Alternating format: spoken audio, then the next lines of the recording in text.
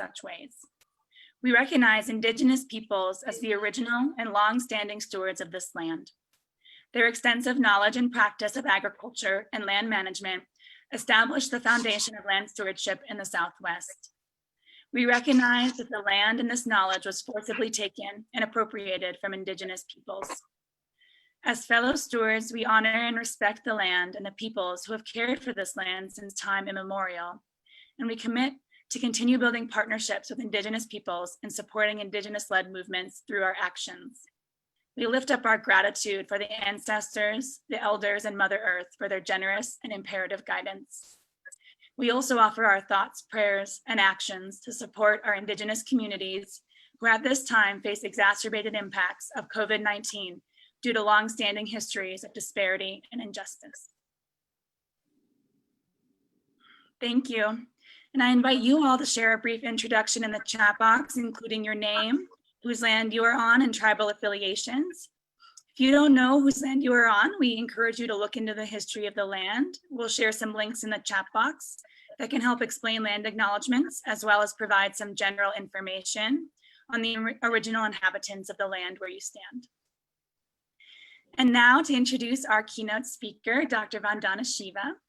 Dr. Shiva is a mother, farmer, and advocate for farmers and Indigenous communities worldwide.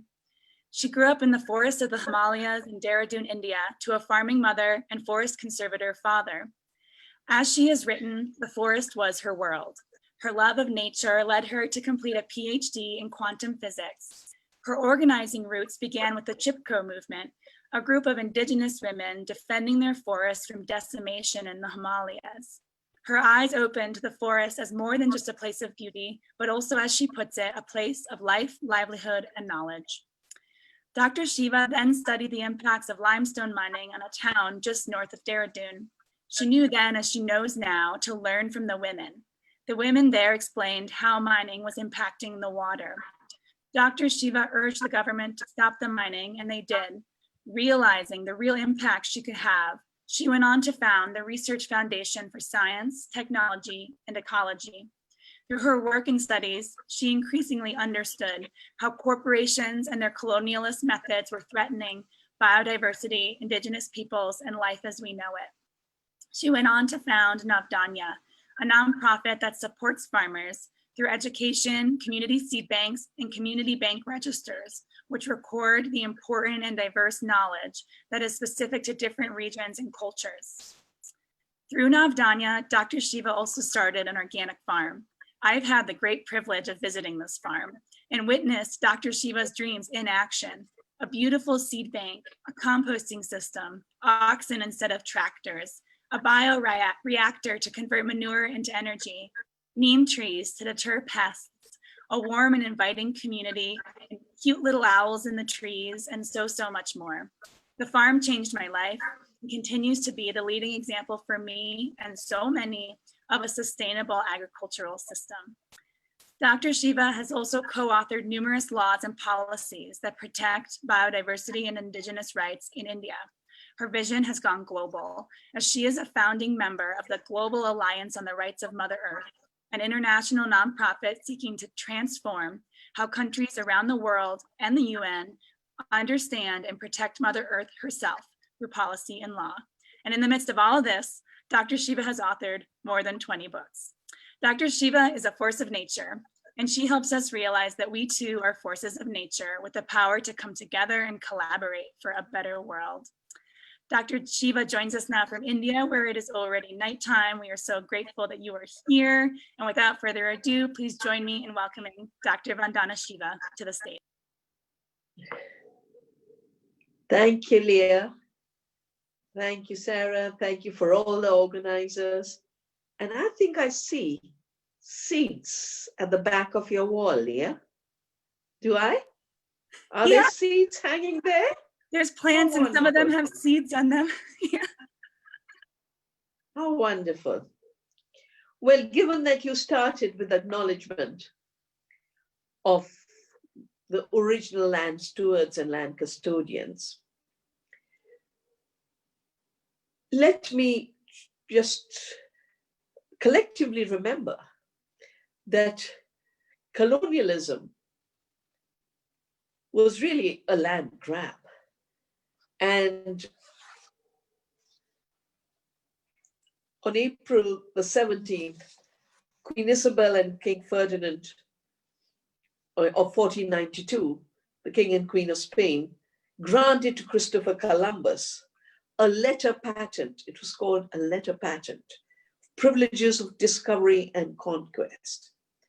And a year later, the Pope, Alexander VI, did the Bull of Donation, granted all islands and mainlands, discovered and to be discovered, 100 leagues to the west and south of the Azores towards India. Everyone was trying to come to India, you know, because India was the wealthy part of the world, 25% of the world economy. And it goes on to talk about, and not already occupied or held by any Christian king or princess, as of Christmas 1492. Now, of course, Christianity was in Europe, but it had come 2000 years ago as Orthodox Christianity to India and other parts of the world. But the monarchs of Europe were declared by a piece of paper, where the Pope claimed to get the rights from God, and the King and Queen claimed to get the rights from the Pope. And then Christopher Columbus set sail for India and landed in the Americas. And I always smile and tell my indigenous friends of America, the fact that they are called Indians is because he thought he had landed in India. And his blunder unifies us all in the indigenous resurrection.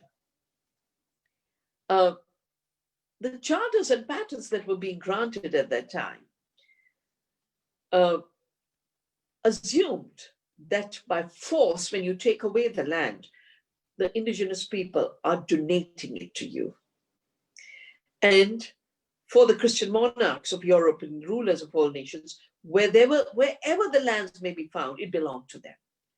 So for 100 years, the Spanish made a lot of money out of this. And then the British got a bit jealous. And the Dutch got a bit jealous. So the Dutch created the Dutch East India Company, and the British created the British East India Company in the year 1600. And around that time, all the books that are taught in university, books by Locke on government, Hobbes on politics, Bacon on science, these were all written in that period. And this is what Locke says. He says, property is created by mixing labor with nature, but not everyone's labor, not the labor of women, not the labor of the oxen, not the labor of the indigenous people, but the spiritual labor of the one who owns the capital. Capital and spiritual doesn't go together, but messing up categories has been a big part of colonialism. And of course, when all this got reproduced in the area of patenting seed, first I went to the roots of where did the word patent come from, and I found Christopher Columbus had a letter patent to colonize the land. And now the Monsantos of the world were creating a GATT agreement, which became WTO, to try and own the seed.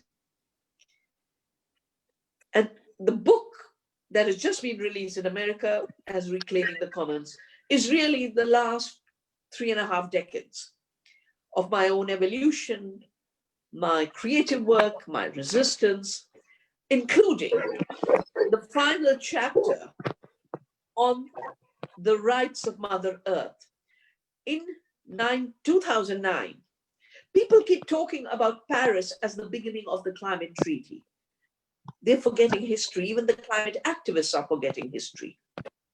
The climate treaty was agreed to at the Earth Summit in Rio, the UN Framework Convention on Climate Change, the same time when the Convention on Biological Diversity was signed. These two are international legally binding agreements. In 2009, most people forget, President Obama flew in, talked to the 5 polluters and said, why should we have binding emissions reduction? Let's have voluntary commitments. And the binding treaty was killed.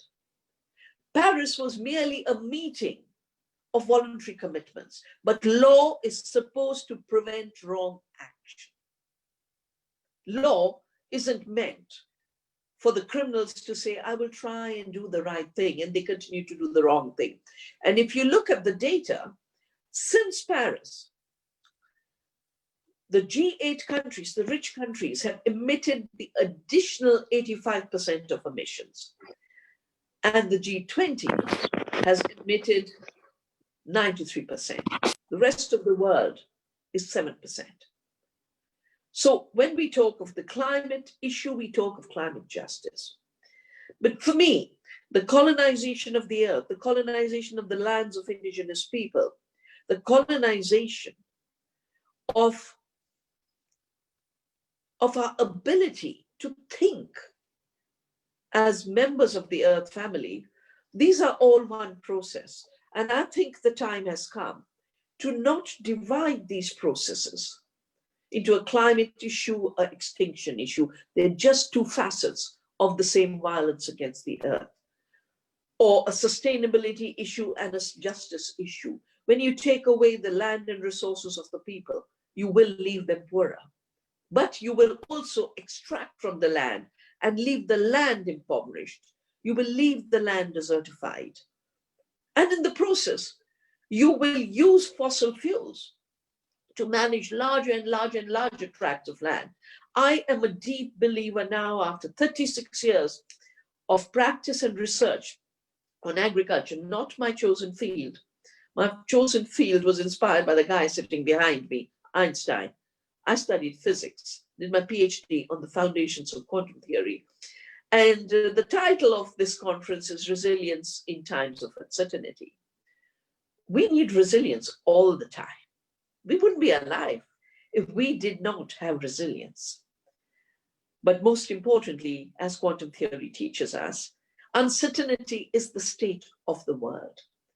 What we are in is a time of collapse and breakdown.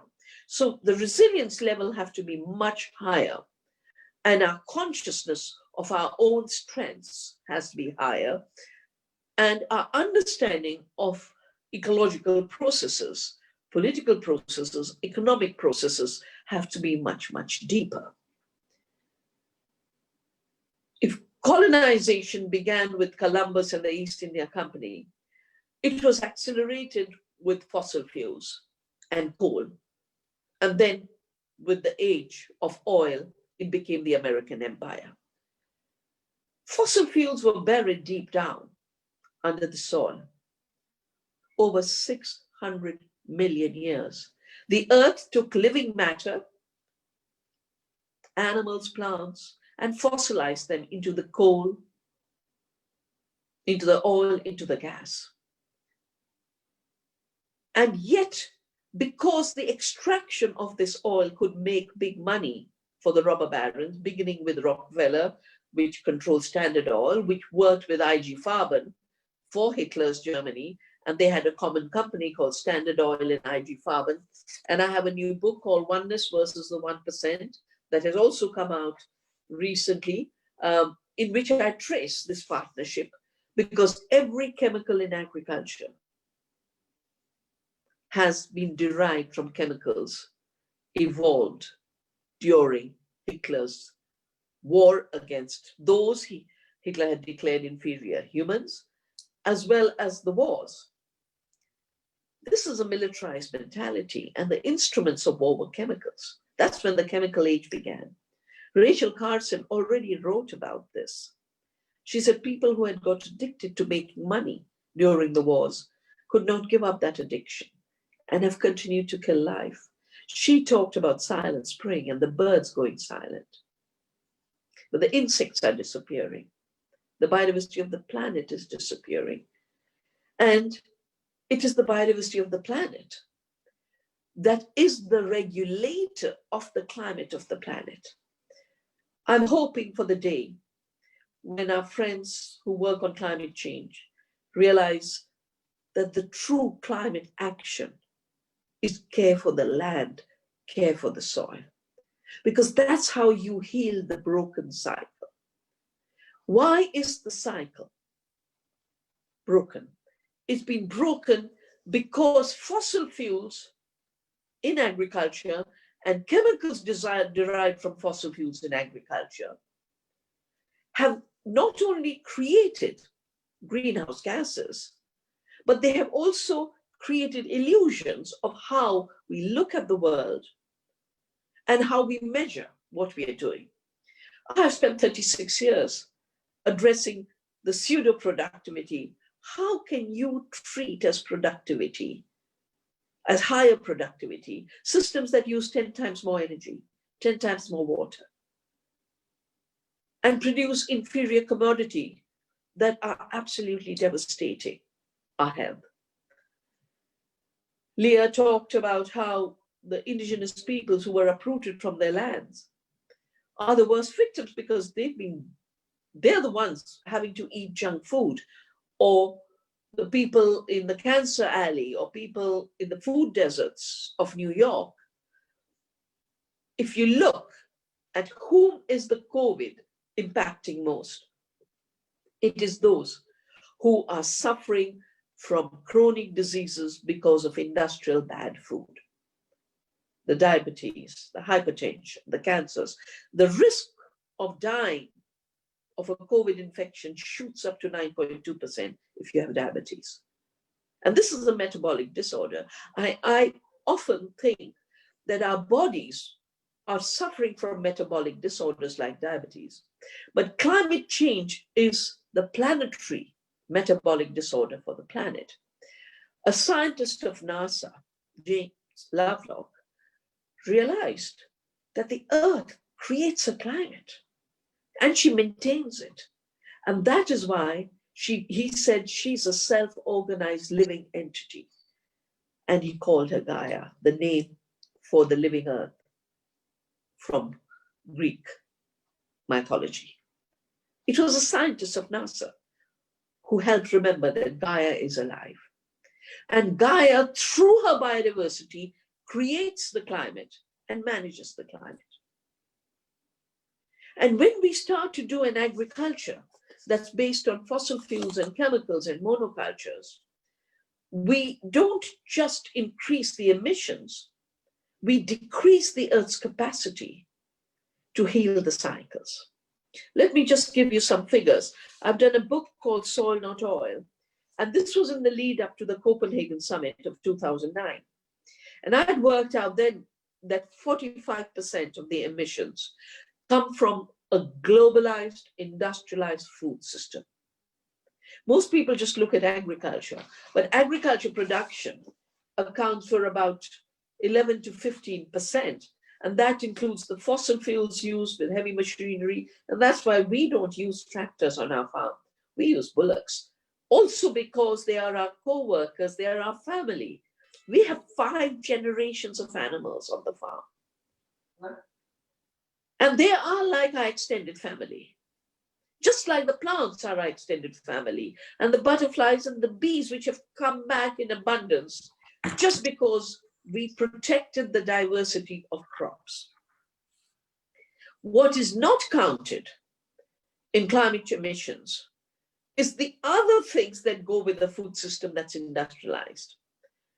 There's a category in IPCC, they call it land use change. What it basically means is growing GMO soya in the Amazon for biofuel and animal feed. It's not a food system. That is 15 to 20% of the greenhouse gases. And I was reading an article just the other day that this is agri-suicide. Because when you destroy a rainforest, which is the lung and liver of the planet, to grow GMO soya, you are destroying the capacity of the forest to create rain. And already in Mato Grosso, they've lost 2 weeks of rain.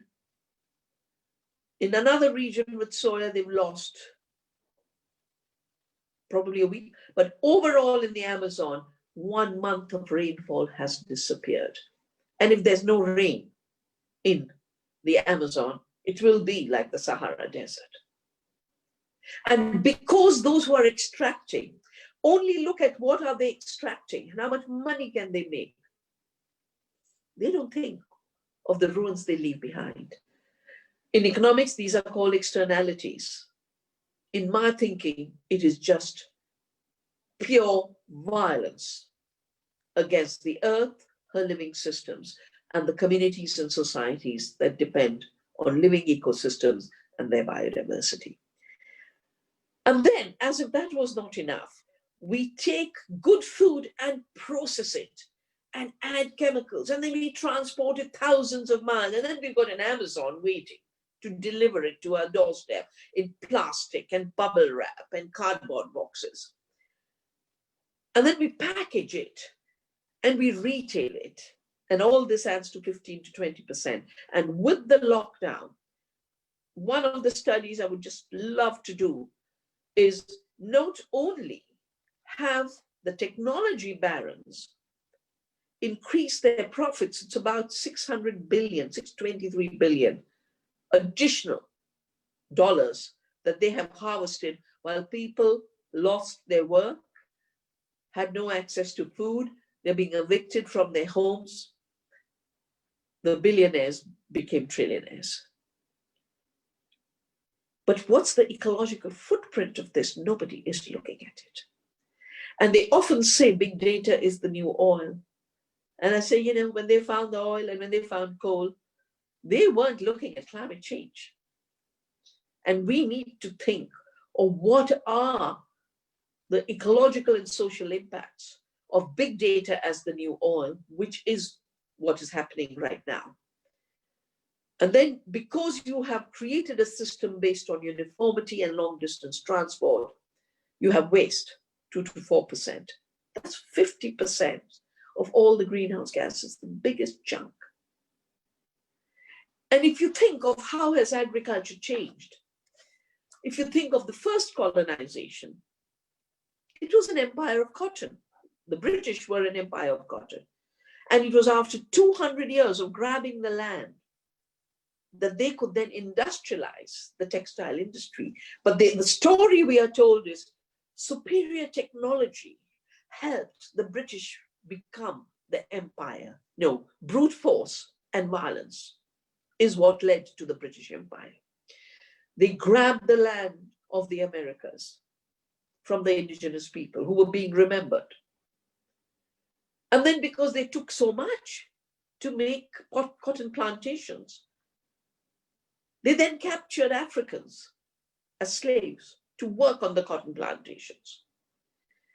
And I'd like to remind you, I've cited this in my book, Oneness versus 1%, because there's a country called Zimbabwe in Africa, which used to be called Rhodesia, till it became independent. And it's named after Cecil Rhodes, whose statue was pulled down the other day in England by the decolonization movement. And this is what Rhodes writes: we must find new lands from which we can easily obtain raw materials, and at the same time exploit the cheap slave labor that is available from the natives of the colonies. The colonies would also provide a dumping ground for the surplus goods produced in our factories. Rhodes is writing about what they were doing. We don't have to guess what colonialism was all about: land grab, slave labor, and dumping inferior goods, destroying our economies, whether it's textiles or it's food. In India, they destroyed our amazing textile industry. The two things I remember reading in our history books as a child was they cut the thumbs of the master weavers because the muslin was so fine that a big sari of 6 yards would go through a ring. It was so fine. And the factories could never compete with this. So they said, just cut the thumbs. And I often see patenting of seed as cutting the thumbs of the farmer to not be able to save seeds. And then we grew indigo as the natural blue dye, but they forced peasants to grow indigo in plantations under slave conditions. Peasants were starving. And the first movement of Gandhi was a civil disobedience and non-cooperation in Africa against the Indian Act, which was preventing Indians from being citizens and prevented them from doing business, engaging in professions, or being free because they were taken as indentured labor. When he came back to India, the first thing he worked for was a satyagraha against compulsory indigo cultivation. It's called the Champaran Satyagraha. And I did a freedom pilgrimage 100 years later in 2017. And I visited this place. And there's a plaque where, they're saying we'll have to arrest you if you don't leave. He says, I have a higher duty to my brothers and sisters to be here with them, to fight against your imperialism. And I've always believed that we have, there are laws written by colonizers. There are laws written by billionaires. I was also part of the IFG, which shut down WTO in Seattle. And we always said these rules of WTO are written by the corporations. And this is about corporate rule. And now the billionaires are writing the rules of how we govern ourselves, our societies, our minds, what we think, whom we talk to, whom we meet. I've always believed the highest law we must obey is that of being part of the earth. And that is why the rights of Mother Earth is so important. At the same time when I wrote Soil Not Oil, Evo Morales was in Copenhagen and they were still negotiating. And dear President Obama announced, we've come to an agreement. We've had a consensus, the 5 polluters. And now we will have voluntary agreements. And he flew off.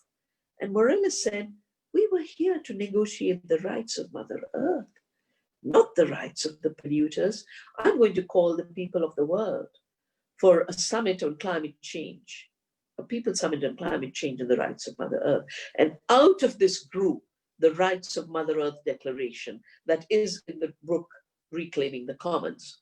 And this has been my thinking since I was born in India, where we think of ourselves as one earth family, Vasudhaiva Kutumbakam.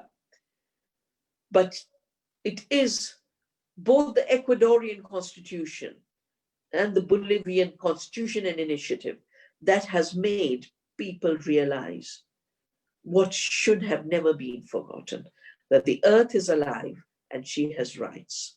All her beings have rights. And we as human beings have equal rights. Just because the colonizers defined us as barbarians and lesser humans doesn't make us less. And just because capitalist patriarchy decided women don't count, women are not less. And just because in the early days of colonialism and the pre-modern times, they were so scared of knowledgeable women. They took every one of them who knew about medicinal plants, healing, midwifery, just caught them and burnt them on the stake. The witch hunts, colonization, grabbing the land, slavery, all of these are violences against different parts of society and the planet. And it is time for us not to be not divided in our responses. We need to all rise to protect our common rights and our common duties in solidarity, in diversity. So if the Khotan Empire created the system, the current, if you look at it, everyone is eating soya now. And most of the soya, 90% goes for biofuel and animal feed. And my book, Who Really Feeds the World, has a lot of data on where the global food economy is at. And then there's too much of it. So they take animals and put them in prisons and create factory farms. And I have always been very amused because they've always said concentrated animal farm operations are more efficient because they use less acreage. They only count the acreage of the prison in which the animal is, not the shadow acres in the Amazon, in Argentina, in other parts of the world. There was a European report a few years ago that talked about 7 times the area of Europe is under animal feed for Europe, for the factory farms. Grazing animals are the more efficient ecological part of an ecosystem. And this will have to be a very big part of our work, because this idea of separation from the earth, I call it ecological apartheid, which is related to other apartheids, apartheids of race, apartheids of gender, apartheids of religion. Apartheid in the Boer language means separation. And as my PhD thesis taught me, everything is connected. There is no separation. In physics, in ecology, in humanity. We are one humanity on one planet. The fact that we are diverse doesn't make us unequal. Equality is not about sameness and uniformity. Equality is about respect for all diversity. And it is diversity that is the basis of social resilience and is the basis of ecological resilience. I was just looking through my old library and I came by date for the Convention on Biological Diversity to brief the governments. And I found in it this diagram. And in the diagram, I've written, monocultures are associated with external inputs, centralized regulation, and high vulnerability to ecological breakdown. It's in the 90s. Huh? Then systems based on diversity economies are decentered, they're self-organized and self-regulated, and they have very high resilience. So what are the qualities of resilience? Diversity, decentralization and self-organization, and most importantly, the circularity, the giving. So Sir Albert Howard was sent to India in 1905 to improve Indian agriculture for raw materials. He was sent where the indigo plantations used to be. And he arrived and he found the soils were fertile. And he found there were lots of insects and no pests. And he says in an agricultural testament, I could do no better than make the pest and the peasant my professors. Then he wrote this book, An Agricultural Testament, which is called the Bible of Modern Organic Farming. But it came from the peasants of India who were working on thousands of years of knowing how to take care of the land. So there is another very false assumption that if you are in the same place, taking care of your place, you are stagnant. But if you're going out and conquering others' lands, then you are more powerful. But colonialism is the power of greed and the power of violence, whereas being rooted in place, like a tree, like our indigenous cultures, is the power of non-violence and creative form. It's the power of knowing I'm part of the earth, I'm part of the soil, I'm part of this land, I'm part of the biodiversity. These principles have been violated. And that's why we have the multiple existential crises. We have climate havoc, and it's not just about a few degrees increase. Look at the floods. Look at Honduras right now. Look at Sudan being flooded out the desert. Look at the droughts. Look at the Arctic melting. This is chaos. We don't know which way the climate will go where. It's not just about temperature.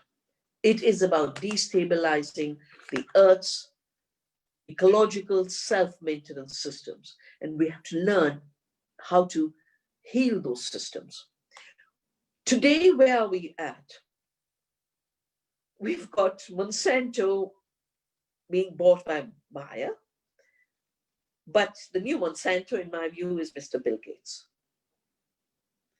Read my book, Oneness versus 1%, but we've just done a new report called Gates to the Global Empire, how Gates is taking control of all our seeds of the world. He's taking control of agriculture with the Gates Ag One agriculture for the whole world. Digital agriculture, farming without farmers, food without food. He is, with the Silicon Valley billionaires, pushing lab food And that is the reason you have something called an impossible burger made from GMO soya and a blood made in the lab and poured. And I said, what kind of vegetarian is it who'd like to eat a bloody GMO soya burger? I think they're saving the planet. Don't they read the literature that GMO soya, Roundup Ready soya, has pushed the monarch butterfly to extinction? Its design is to kill plants and kill everything green. And it is a carcinogen, which is why you have 125,000 cases in America on Roundup-linked cancer. And Bayer could go bankrupt because of these cancer cases. But then you've got Bill Gates stepping in. And his model is very clever, which is what triggered me to write that book, Oneness versus 1%. He gives a little money and takes over entire institutions and the planet's resources. But he doesn't stop there. In Paris, he was saying geoengineering, changing the planet through engineering of artificial volcanoes and putting pollutants in the sky and putting iron filings in the ocean that you can engineer. Gaia, you can't engineer Gaia. He needs a little bit of humility. And worst, he's bringing a new generation of GMOs because the old generation, of course, has failed, but he's also rescuing them. In India, we basically got rid of the GMO BT eggplant, and he's financing it in Bangladesh. When they brought the golden rice, I said, this is a blind approach to blindness prevention. It is so inferior compared to the plants that we grow. And we should be growing if we weren't doing chemical agriculture. He's taken it to Philippines, and he would like to manipulate the world's food system to force feed us GMO foods, lab foods, artificial foods in the name of it being nutritious. Biofortification is the word for this. So when the British took over the lands, they had a category, they had a legal jurisprudence. They called it terra nullius, the land is empty. It wasn't that it was empty of biodiversity, but it was not useful for them. Why? Cotton should be growing for their plantations. Corn was not useful for them at that time. Now it's a good raw material. But more importantly, it was empty of people because we, the indigenous, had been defined as non-people. We were part of the fauna and flora. Until a few decades ago, the Encyclopedia Britannica used to say the Aboriginal people of Australia are part of the fauna and flora. They're not fully human. So who's human was allocated to white supremacists. Women weren't fully human. Colored people weren't fully human. And terra nullius therefore went hand in hand with colonialism and the creation of inequalities.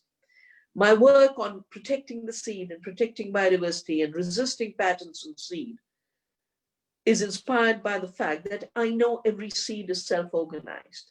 Every plant is self-organized and intelligent. And how can they want to redefine these as machines they invented and from which they collect royalties? This is the reason we're very much against the law. Monsanto was collecting trade fees and revenues from farmers through the Indian seed companies. And this is the reason 400,000 Indian farmers have committed suicide. I have called this bio-nullius. And Monsanto was last year in the Supreme Court where they were challenging our law that says plants, animals, and seeds are not human inventions, therefore not patentable. And then when they realized their arguments weren't going far, they said the seed is an empty container. It's the chemicals we put in it that make it a Superman. That's the rubbish they can speak and get away with it. And now, with the whole digital agriculture, farming without farmers, the whole surveillance economy, what we are entering into is what I call mente nullius, the empty mind. We are just empty containers. We are just minds for data to then pour algorithm-driven behavioral modification, either behavioral modification to buy from Amazon, or behavioral modification to hate through political messaging on Facebook. So we are at an amazing threshold where we have to reclaim our place on earth. We have to reclaim our history through decolonization. We have to protect the earth. And I have called this belonging to the earth again and fighting for the freedom for all life on earth. I have called it earth democracy, because it is through relationships and through giving and through sharing and through solidarity and through the commons that we build resilience. Atomized individuals will get more fragmented and more fragmented, and more negative identities and fragmented identities will pit everyone against each other, which is the kind of phenomena I'm watching in every society. And it's the same billions that are working to create a politics of hate.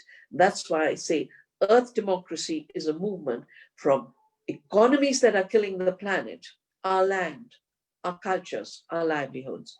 Democracies that are very dead because they're not working according to the will of people. They're working according to the will of corporations and billionaires. And cultures of killing, everywhere, cultures of killing. But we can do better as human beings. We have the potential to be earth citizens. And that means we have the potential to create living economies. That's what I do in Navanya. I'm so happy to say little initiatives. Our community seed banks have made seed available to people. During the lockdown, the Gardens of Hope we have started had food for people while the long distance supply was collapsing. And we practice living democracy. Living democracy is participatory. It's participatory not just in human affairs, but in affairs of the earth, in care for the earth. And this culture of care is the culture we must sow for the future. I wish you the best for your Regenerate conference. It is an invitation from the earth to regenerate her. And there is no work bigger than regeneration. There is no work bigger than caring. There is no economy without caring, as people will have realized during the COVID breakdown. The best to you all, and I'm so glad to have been able to participate with you. Thank you. Well, thank you, Dr. Shiva.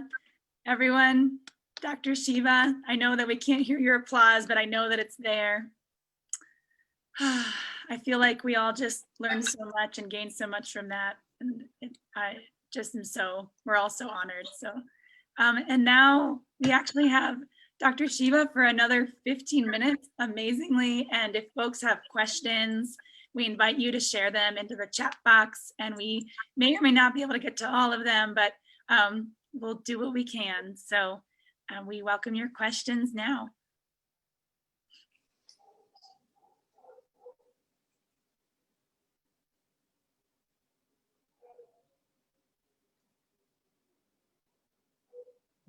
I see a question here, Dr. Shiva, that says, can we discuss monetizing ecosystem services as a way forward? Well, I see monetizing ecosystem services as a continuation of extractivism, because any ecosystem has multiple functions. Any monetization is of one function.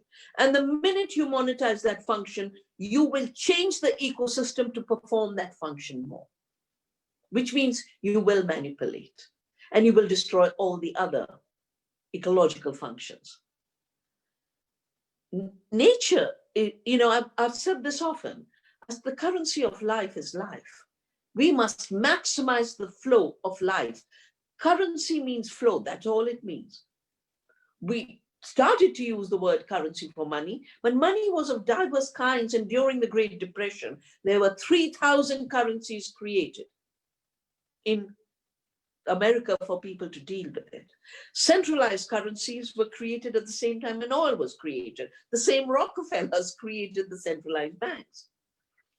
And now we have those who are driving the financialization and monetization of ecological services are wanting a whole centralized world allocation. Why is it wrong? First, because it is monocultural, but second, because it accepts injustice. I'll give you a simple example. Lots of talk about financializing the carbon in the soil. And the argument used is, well, farmers aren't earning enough. But shouldn't you be working for a food economy where farmers get their fair share? And of course, if they're doing the right thing, farmers will have good organic carbon, and I didn't have the time to share with you, but returning living carbon to the soil is the single biggest solution to climate change. That's what I wrote about in my book, Soil Not Oil. But you allow the farmers' incomes to collapse. You won't have food, but you'll have carbon from any source, including polluting factories. How do I know this? The biofuel industry said it to me. The biofuel industry said, we were making a lot of money through subsidies on biofuel. And now people have started to wake up to the fact it's not a very green fuel because it uses more fossil fuels to produce biofuel than it substitutes. So it said, now we are going to go for the waste of biofuel manufacture to be a new carbon enrichment of the soil. I have called this carbon reductionism. Monocultures and reductionism cannot solve the problem created by monocultures and reductionism and mechanistic thought. We've got to shift from mechanistic thought to ecological thought. We've got to think from extractivism to giving back in the circular economy. We've got to get away from centralized financialization to decentralized love for the soil and care for the soil. Thank you, Dr. Shiva. I'm going to keep reading you more questions. Oh, interesting. What are your thoughts to who should be at the table for the Joe Biden task group on climate change? I think organic farmers, for sure. Till they start to bring the care for the soil into a climate solution, they're not going to get it. Yes, thank you. Thank you. And then another question, can you please update us on the status of your seed bank network in India and the progress of independent seed growers around the world in preserving diversity? Well, we have, since I started in '87, because of attending a meeting where the poison cartel said, now we'll have GMOs, now we'll own the seed through patents, and we'll have a global treaty, GATT, and intellectual property rights to force it on the world, so no farmer can ever save their seed. And that's when I decided that we should save the seeds, we should keep seed free. I'll work with my government to make laws that don't recognize seeds as inventions.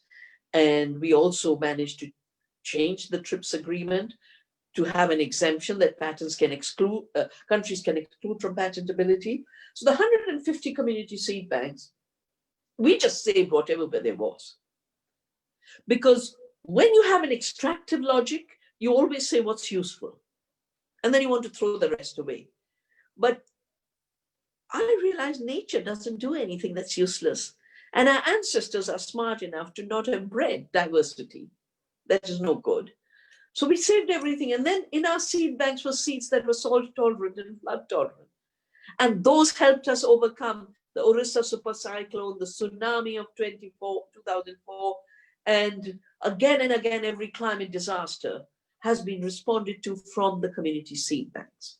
Can you imagine? You've suffered a climate disaster, your crop has been wiped out, and Monsanto has the seeds, or Bill Gates has the seed, and now you have to pay royalties. How will you ever regenerate your farming? So our seeds and seed banks have been able to reclaim the commons of the seed, and through that, have resilience to deal with climate disasters. These are seeds of resilience, as we call them. The beauty of it is we've just worked with love and service for the seed, for the farmers. And today, scientists who used to debate me are saying the BT cotton has totally failed, the GMO BT cotton, and only native seeds are the solution. Our farmers who are growing native cotton seeds are earning 10 times more. And that's the other beauty of it. When you don't chase money, money is not used to extract real wealth from you. That's why I'm very skeptical of the monetization of ecological services. You must just serve the earth, not extract from her. But once you serve the earth, she'll give you so much. She gives you more food. Our report on health per acre shows we can feed 2 times India's population through conserving our seeds and intensifying biodiversity rather than intensifying toxics and chemicals. Thank you. Thank you. Yes. Everyone, we encourage you to save seeds, save seeds. And also, we have a lot of different questions that have some linking themes. So I'll try to sort of synthesize them into one question, which is sort of, how do we interrupt these systems, these colonialist systems, these systems of harm, considering a number of different factors, you know, different positionalities, maybe. If you come from, like myself, from like a colonizer ancestry, or differently, like what if you're a farmer and you're super busy, like how do you get involved? So like, what are some different ways that different folks can work towards what you're talking about and really interrupt the harm and protect Mother Earth? So, you know, I think we have to get away from a mechanistic idea of essentialism and fixedness.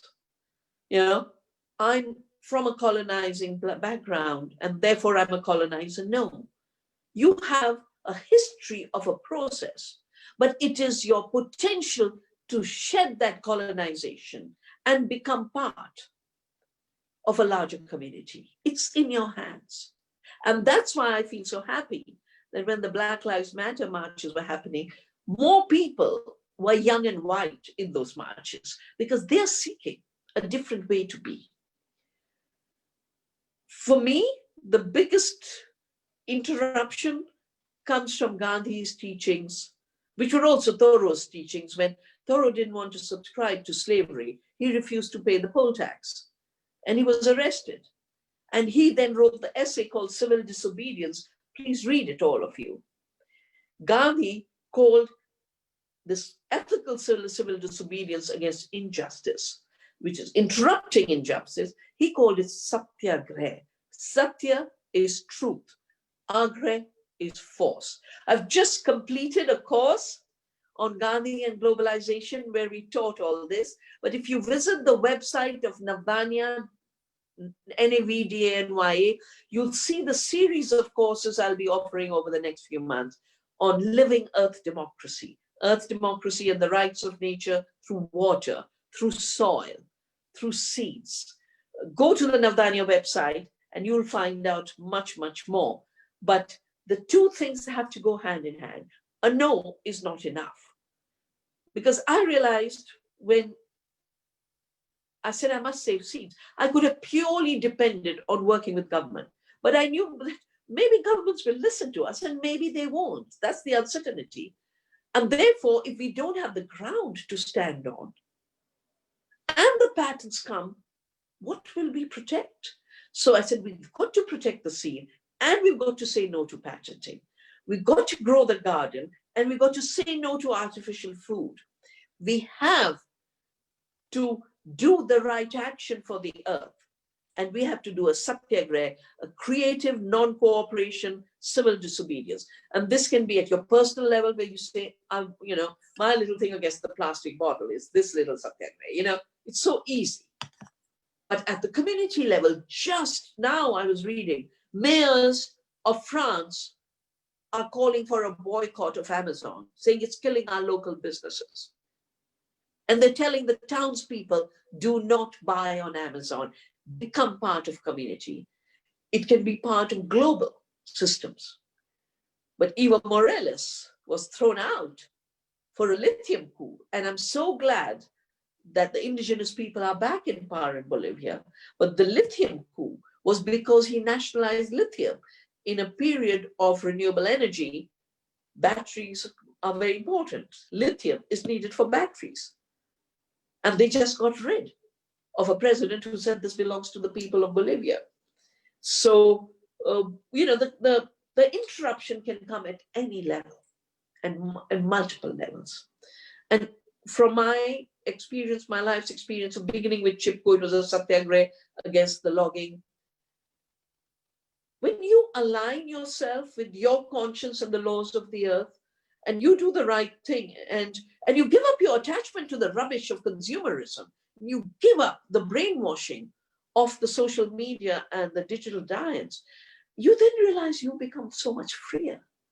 And therefore you become so much lighter, and you become so much more joyful. And you live lightly with a very full heart and with a very, very full mind, able to absorb the tiniest of processes in life. So beautiful. What a beautiful invitation. We have a question from Zambia, and they explained that Zambia was formerly Northern Rhodesia.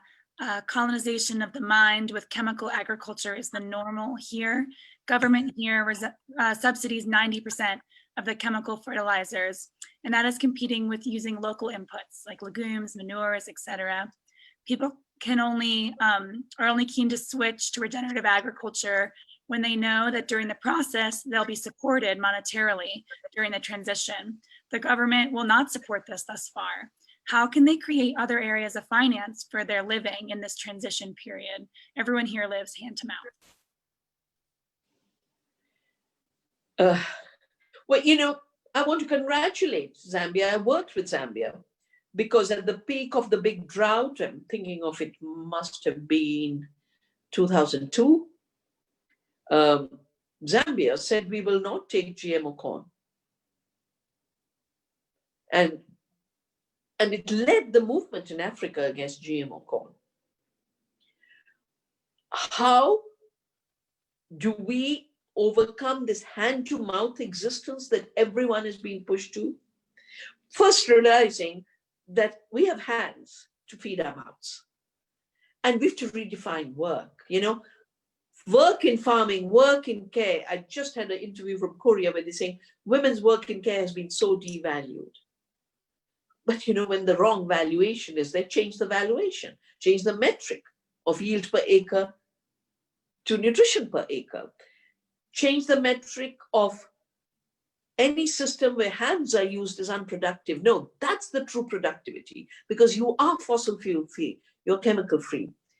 Most importantly, we'll have to build local circular economies to be able to get out of the trap that the globalized industrialized food system has created, contributing to 50% of the greenhouse gases, 1 billion people hungry, 75% of the chronic diseases, 90% of the extinction. It's not done a very good job. And local circular economies are able to regenerate because we work with the earth. I've done a book called Wealth Per Acre, where we did true cost accounting. And when you do true cost accounting, you realize that what is not counted positively in local economies is much bigger than the financial economy.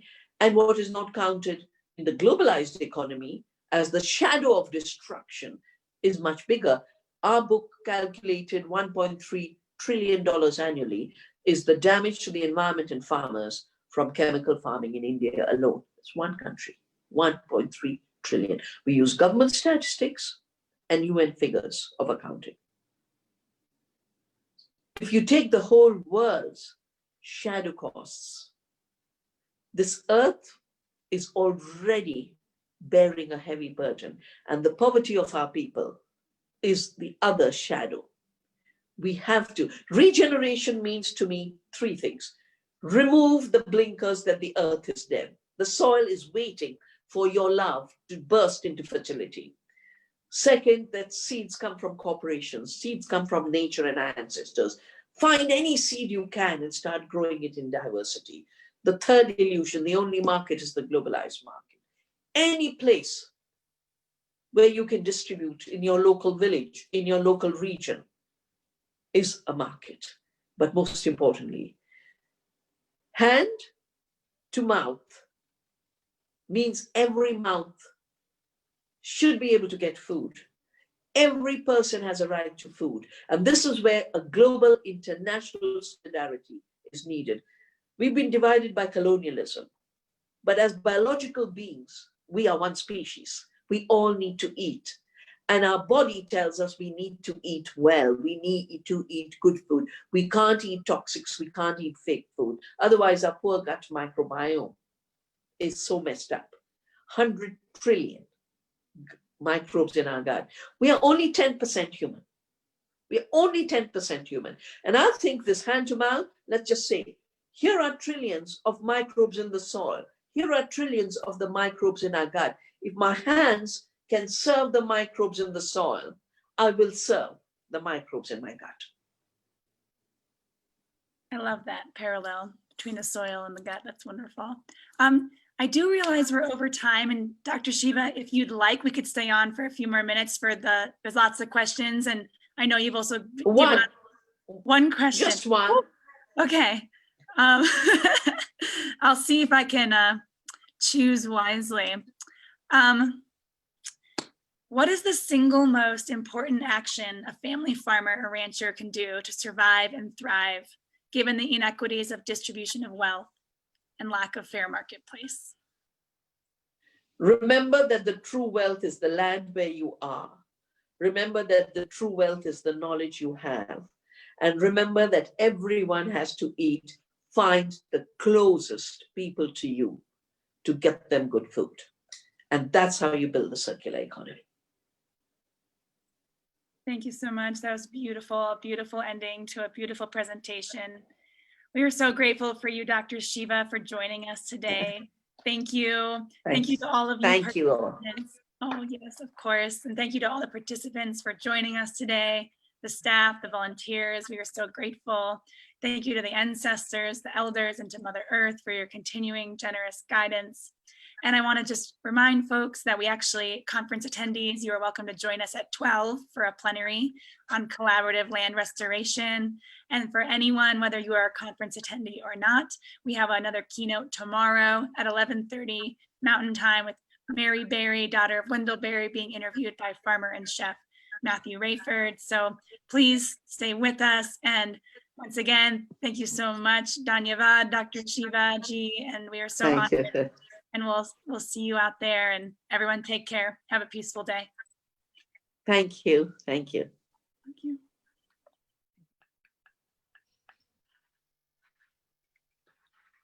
I think I saw Kathleen Wood pop up. I wonder if she's on. Oh, let's see if we can still see. Yeah, probably find off. Yeah.